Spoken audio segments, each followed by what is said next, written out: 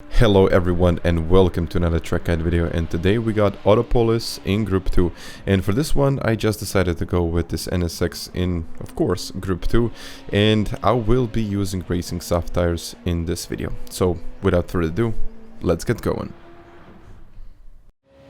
Let's start with the lap here, and usually I like to take a very wide line through the last corner so I can carry a bit more speed onto the straight, which is actually very tricky to get done right. So I normally use this kind of spot on the track, so this is not easy to figure out how to, when to brake, so I just like to use that, and eventually don't trail brake into the corner that much. So usually I like to give myself a little bit of a gap in between and accelerate before the apex. So in the end, this will allow you to carry a little bit more speed onto this short straight. So here, I would say a little bit before the 50-meter sign, you brake and turn in late. So as late as you possibly can, but you need to hit the curb.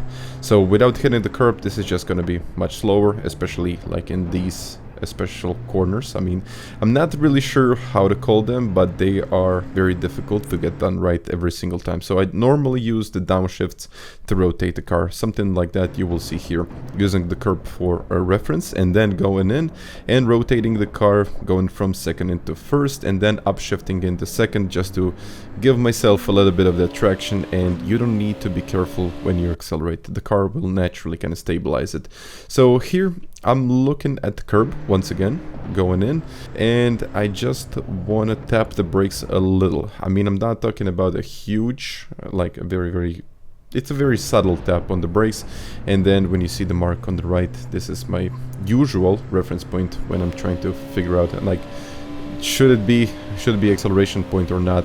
It's very difficult to find it, but eventually when you kind of get the hang of the corner, you'll be able to get it. So here, just before the 50, I like to use the curb once again for turning in, and then using the downshift for the rotation. Second gear on the way out will help you to kind of stabilize the car, and the car shouldn't really, I mean, not most of the time it won't slide in the qualifying. In the race it might, but in the qualifying it'll be okay. So here I like to keep it in fourth.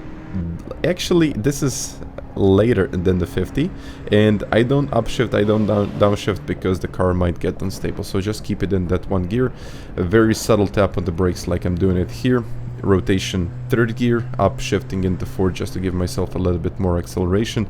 Through this whole section I like to use the curbs as a reference, so something like that I'm doing here. I don't have any other reference, and this is probably the one that, it's pretty much the only one that you can use.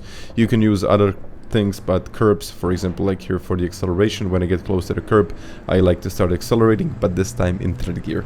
So going as wide as you can, maybe even touching the curb, but this might unsettle the car. Now going over the curb on the left, and just making sure that you get a very nice and clean exit. So here, it's the curb once again, because always we gotta use the curbs.